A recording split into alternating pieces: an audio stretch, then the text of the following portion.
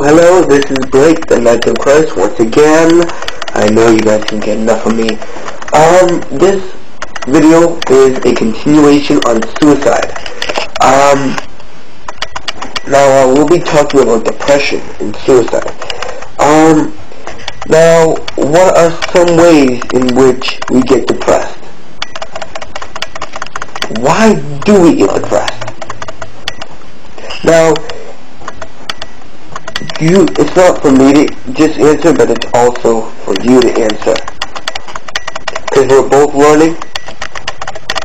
I'm only 16. I don't know everything. I never will. But you can teach me. I can teach you.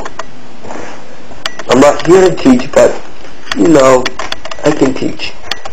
Nothing big, nothing that is going to, revolutionize the entire world. Let's see. How do we get depressed? Things happening in our lives. Lost loved ones, the passing away of loved ones, losing a friend, falling in love. Now you may say, oh, it's a good thing. Not too much. Because you fall in love, and at times, that hurts. It hurts really bad. That is another big way that we all get depressed. And if you did not know that most people commit suicide because of broken hearts. Most people, a lot of people actually. And it's not something that we can just stop, because it's not impossible, because what is impossible for us is not impossible for God. You know what I mean? But yeah, you see all these things on TV, you know what I mean? Like, man committed suicide today. Why? Why did he want to do that? You may be one of those people who love life and who are so happy. And who was happy all the time. You may ask yourself, why? Why did he do that? Why would he take his own life? How did life get so bad to the point where he just couldn't take it?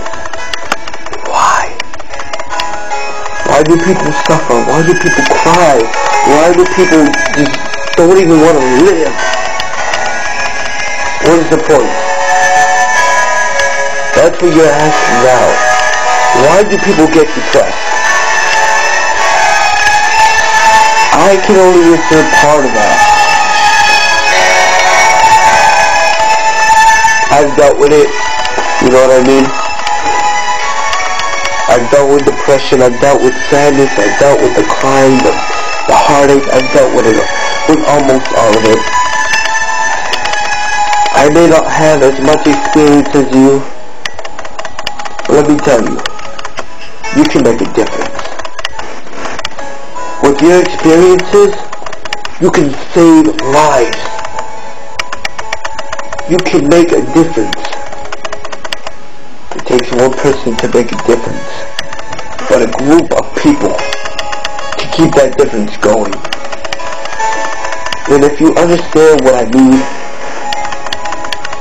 what I'm saying is that you can make that difference, but it takes other people to keep that going. You save one life, that person saves another, that person saves another, and it keeps on going. A chain. This ministry is to call teenagers to take a stand. A stand in which you don't hear often being called. A stand in which you're rising up.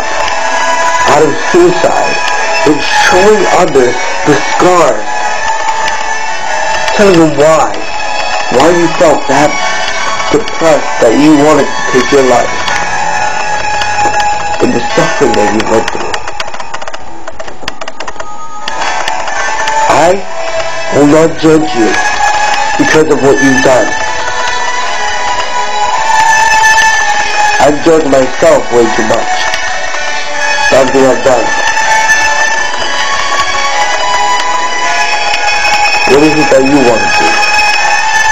You may say, Blake, I can't make a difference. Guess what? You can. You are able to. We are here to show you how we overcame those trials, those tribulations, those sufferings. But not through us, not in our power, but through His. I wonder if you can see this pretty well.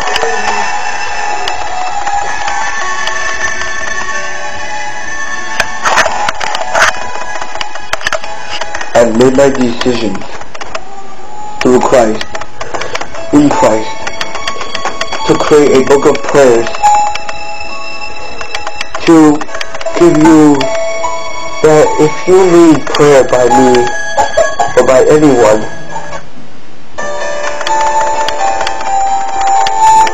that you can always leave me a message through YouTube, MySpace, Fake Freaks, anywhere.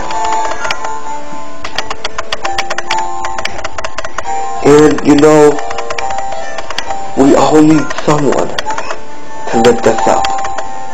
Those who are committing suicide, I tell you this, I'm fighting for them. I'm not letting up. I pray more. I ask God to give them guidance, to lift them up. I talk to them. I feel what they feel. They say, that's impossible. What is it? When someone you love gets hurt, when someone you meet gets hurt, how do you feel? You can feel the same way they do. Are you going to give up?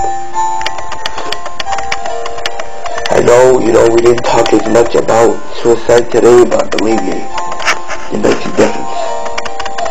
We can make a difference in those lives who want to commit suicide. Don't let up. Be Knights of Christ. Fight. But not against the authorities, but against Satan and the temptation.